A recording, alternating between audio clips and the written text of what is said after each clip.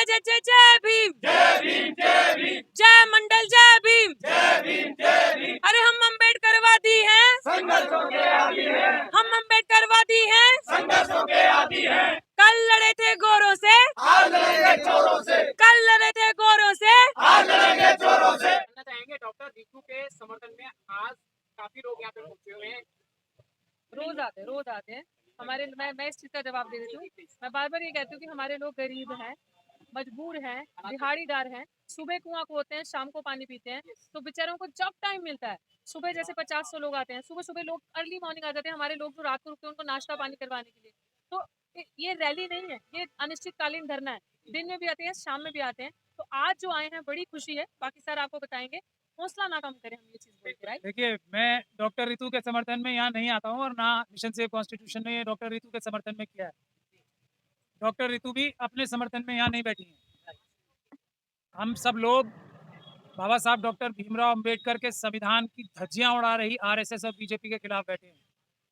Doctor Ritu एक उसकी शिकार हैं, उसके बहुत सारे शिकार हैं। रोहित वेमुला हैं, पायल तड़वी हैं, चंद्रशेखर हैं, पीछे हमारे एक फैमिली बैठी है अनिल की, जो आईआईटी के छात्र थे, जिन्हें जिस बेरहमी से मार दिया गया और एफआईआर तक दर्ज नहीं की। डॉक्टर रितु बैठी है इन सब के लिए। डॉक्टर रितु बैठी है आईआईटी के आयुष के लिए। डॉक्टर रितु बैठी है यहाँ पे, और हम सब लोग बैठे हैं यहाँ पे।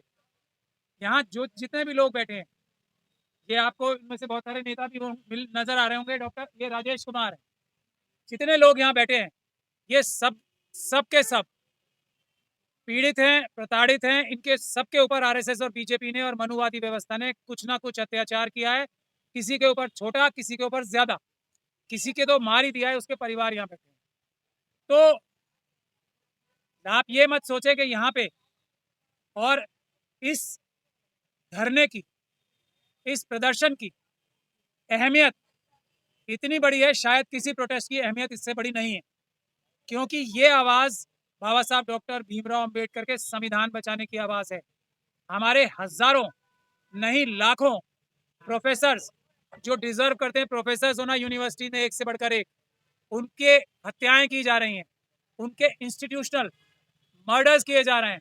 कोई आवाज उठाता है तो उसकी आवाज दबाई जाती है। डॉक्टर रितु और हम सब यहाँ पर हर एक उस व्यक्ति की आवाज उठाने बैठे हैं जिसकी आवाज ये समाज नहीं बचा पा रहा है, जिसकी आवाज बाबा साहब के संविधान होने के बावजूद भी नहीं बच पा रही है। हम सब उनकी आवाज उठाने बैठे हैं। सफाई कर्मचारियों की आवाज, अभी मैं एक और प्रोटेस्ट से आ रहा हूँ, डॉक्टर रितु भी वहां से आ रहे हैं। जो एक सफाई कर्मचारी हैं, उनकी हत्या कर दी। क्यों? क्योंकि उन्होंने ये कहा कि मुझे मेरे अधिकार चाहिए। एक हमारे बिजली के कर्मचारी हैं, उनको खंबे पे चढ़ के नंगी तार छुआई गई, ये अनिल अंबानी की बीएसटीएस कंपनी ने। हम उसके लिए यहाँ बैठे हैं।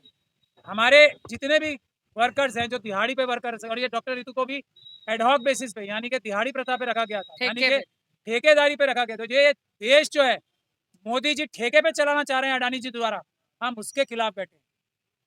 और ये लड़ाई ऐसी लड़ाई है, ना हम रुकेंगे, ना हम दबेंगे, ना हम झुकेंगे, और ना हम रोएंगे। रोना नहीं सीखा हमने अत्याचारियों को, हत्यारों को, जो व्यभिचारी हैं, उनको रुलाना सिखाया। और हम कानूनी लड़ाई लड़के उन सबको रुलाएंगे जो हमारे लीडरों तक को रुलाने की जुर्रत करते हैं। एक एक उस व्यक्ति को हम कानून के जरिए सलाखों के पीछे भेज के इतने आंसू रुलाएंगे कि उनकी आने वाली नस्लें भी कभी अत्याचार करने की ना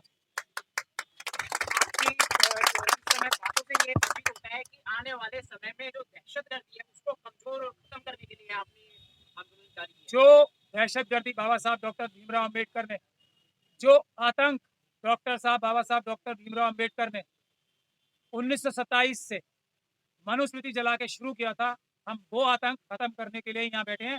हमारे साथ भंते जी यहाँ मौजूद हैं। हमारे साथ हर एक SC ST OBC माइनॉरिटीज का, सिख मुस्लिम क्रिश्चियन बौद्ध का, हर एक इंसाफ पसंद, हर एक न्याय पसंद, हर एक बराबरी पसंद व्यक्ति है, चाहे वो यहाँ पर है या नहीं है, उससे मतलब नहीं है। वो सब हमारे साथ हैं जो देश के संविधान की रक्षा करना चाहते हैं। भंते सुमित रतन जी आज बीमारी की हालत में, आप अगर आगे चेक करें तो इनको कितना तेज बुखार है, उसके बावजूद भी इनसे रहा नहीं गया। जब ऐसे ऐसे महान व्यक्ति बीमारी के तौर पे यहाँ बीमारी होने के बावजूद भी यहाँ आ सकते हैं। तो आप इस धरने का महत्व समझिए। देश की दशा और दिशा अडानी अंबानियों जैसी दशा और दिशा बदलेंगे हम। उनसे पैसा लेके देश की गरीब जनता में दिलवाएंगे। ये लड़ाई डॉक्टर रितु अपनी नहीं लड़ रही है। डॉक्टर रितु सिर्फ एक फेस है। ये आप पूछ सकते हैं क्या ये अपनी लड़ाई के लिए बैठी है? इनका नारा भी देखिए क्या है। नौकरी इनकी है ना, वो क्या लिखा है? नौकरी नहीं, नौकरी चाहिए ही नहीं, न्याय चाहिए। न्याय को एक आदमी के लिए नहीं होता, न्याय सबके लिए होता।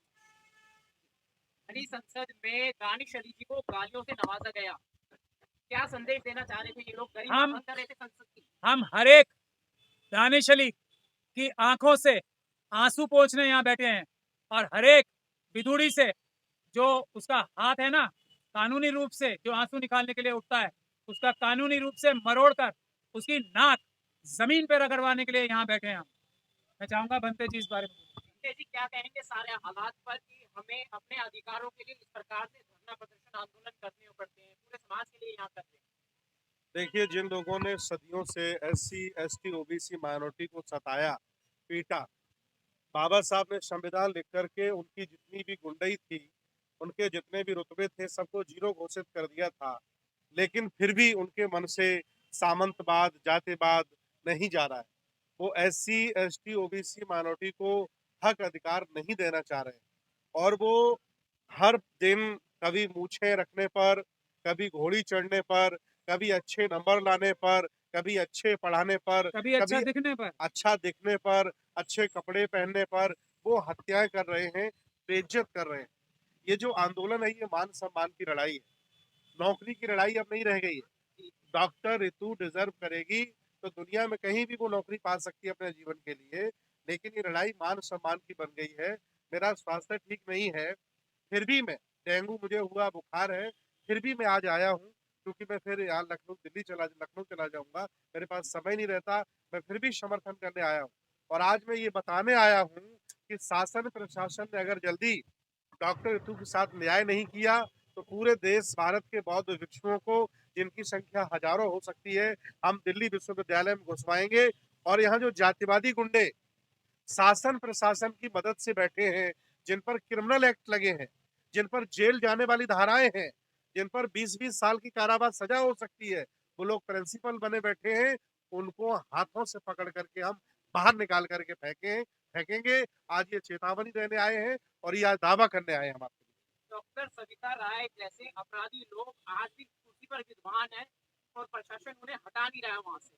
देखिए, संविधान का डंडा चूंकि उनके हाथ में है, अगर ये संविधान का डंडा SC ST माइनॉरिटी OBC के पास होता तो अभी तक ये संविधान का डंडा चल गया होता और रितु राय जो रॉय है, सविता राय, वो जेल में चली गई होती।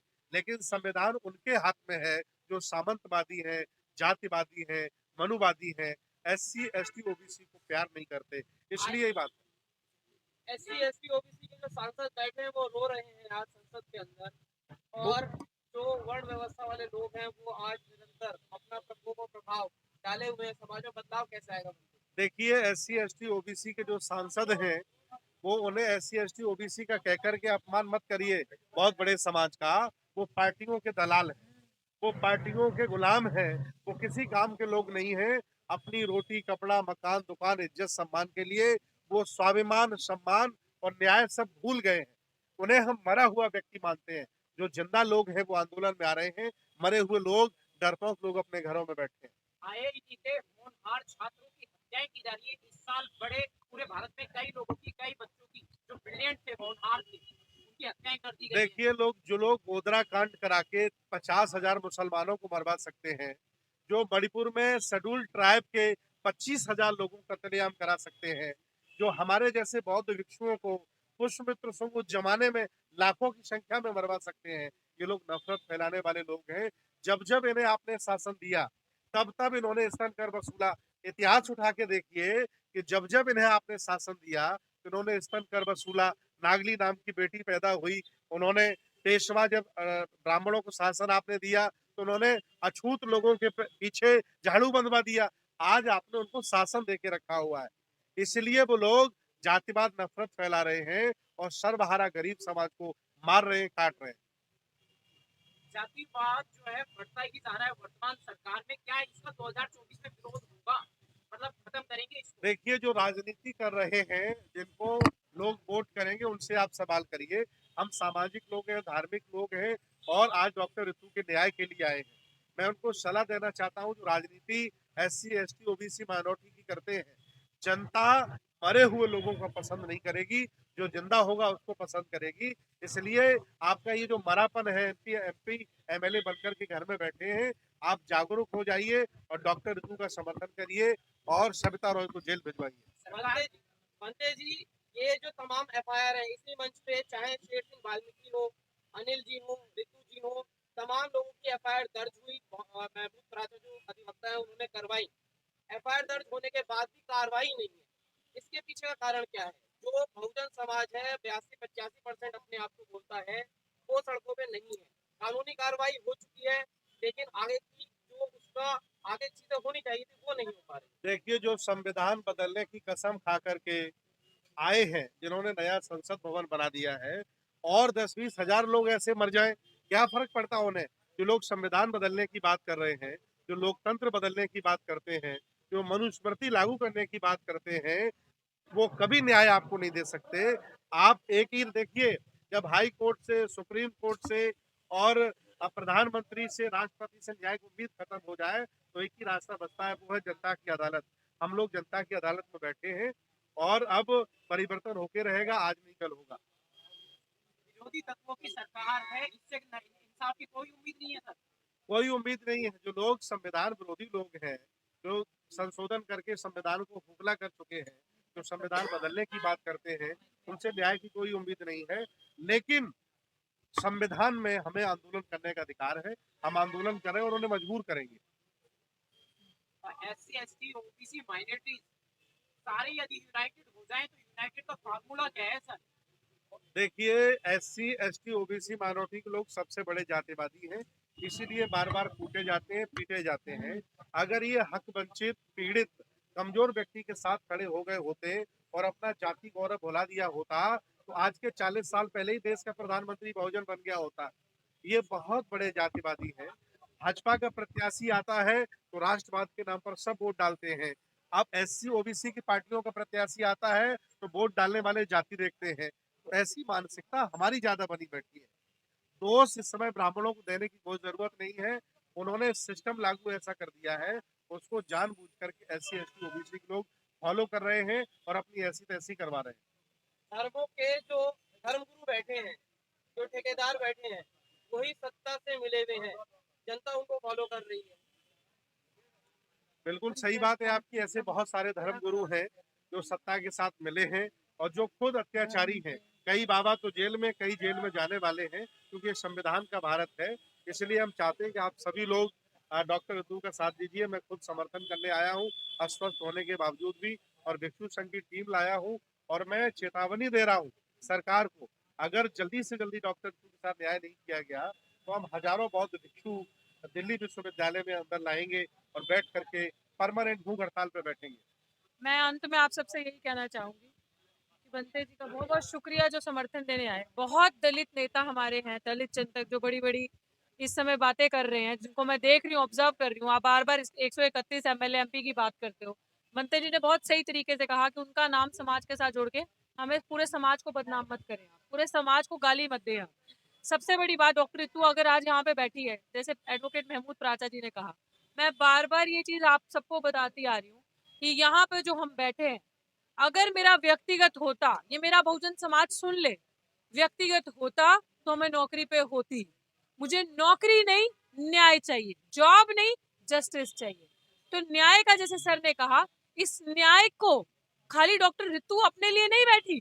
मेरे को अगर न्याय चाहिए होता तो मुझे तो नौकरी देने के लिए तैयार है, मैं सिस्टम के अंदर होती। मुझे न्याय रोहित वेमुला से लेके, पायल तडवी से लेके, डॉक्टर पंपोश अमृतसर वाली से लेके, चंद्रशेखर आजाद प्रोफेसर जम्मू यूनिवर्सिटी से लेके, आयुष IIT बॉम्बे से जो मेरे भाई की हत्या हुई, अनिल कुमार जिसकी माता जी ये देख लो, 1 सितंबर को हत्या हुई थी, हालत देख लो इस माँ की। इंस्टीट्यूशनल मर्डर्स, राम सुनेही, वो जो हाथरस के मेरे साथी, राम सुनेही जी आगे आओ। हाथरस की बेटी का, जब मनीषा वाल्मीकि जी का आप सबने सुना होगा, इनके शरीर में ये पता नहीं कैसे चल रहे हैं। इस भाई को देख लो, इस भाई को देख लो, इसकी हड्डियां पसलियां, अगर आपको इसकी वीडियो अगर इजाजत देंगे प्राचार्य साहब तो मैं शेयर करूंगी। एक भी हड्डी, एक भी, इसको रात में इतना दर्द होता है। जिस दिन से यहाँ पे प्रोटेस्ट लगा डॉक्टर रितु सिंह का इधर मिशन सेव कॉन्स्टिट्यूशन के अंतर्गत, तब से ये यहाँ पे बैठे हैं, दिन रात रह रहे हैं। इससे बड़ा योद्धा नहीं देखा मैंने। क्यों? क्योंकि हमारा हाथ किसी एक ऐसे सामाजिक न्याय के मसीहा ने पकड़ा है जो हमें ना झुकने देता, ना डरने देता है, ना बिकने देता है। क्योंकि इस भारत में क्या, पूरे विदेश में, देश में कोई ऐसी करेंसी नहीं बनी, कोई ऐसा नोट नहीं बना, कोई ऐसा रुपया नहीं है जो एडवोकेट महमूद प्राचा को खरीद सकता हो। एडवोकेट महमूद प्राचा किसी के लिए मुसलमान होंगे, किसी के लिए इंसान होंगे, किसी के लिए कुछ होंगे, लेकिन दलित समाज के लिए, अन्य पीड़ित शोषित लोगों के लिए एक अम्बेडकरवादी, सच्चे अम्बेडकरवादी हैं जो सबसे पहले किसी भी प्रताड़ित शोषित इंसान का हाथ पकड़ते हैं। इसीलिए ये न्याय की मांग करने जो माँ पीछे बैठे ना, अनिल कुमार, जिसके बारे में समाज अगर निर्भया की आवाज उठा सकते हैं, वो भी भारत की बेटी है निर्भया, क्योंकि वो ब्राह्मण परिवार से आती थी। उसके बाद आप पहलवानों का साथ दे सकते हैं समाज, भारत की बेटी, भारत का मान सम्मान शान, प्राउड है हमें कि आप लोगों ने साथ दिया। तो क्या सिर्फ दलित की बेटी भारत की बेटी नहीं है? दलित भारत की नहीं है? तो इसलिए मेरे कंधों पे इतनी बड़ी जिम्मेदारी है ना इस न्याय की। मुझे अपने लिए नहीं, मुझे इनके लिए न्याय चाहिए, इन सबके लिए। और ये न्याय जब तक अनअडल्टरेटेड जस्टिस नहीं मिल जाता, will not move an inch here और देयर। ये अपवर्ड्स एंड ऑनवर्ड्स ही जाएगा, पीछे का रास्ता अम्बेडकरवादियों ने नहीं देखा। As Pracha sir always says, दुनिया में, भारत में दो ही वाद है, एक अम्बेडकरवाद, दूसरा मनुवाद, और अम्बेडकरवाद हमेशा जीता है। जय भीम, जय भारत, जय संविधान।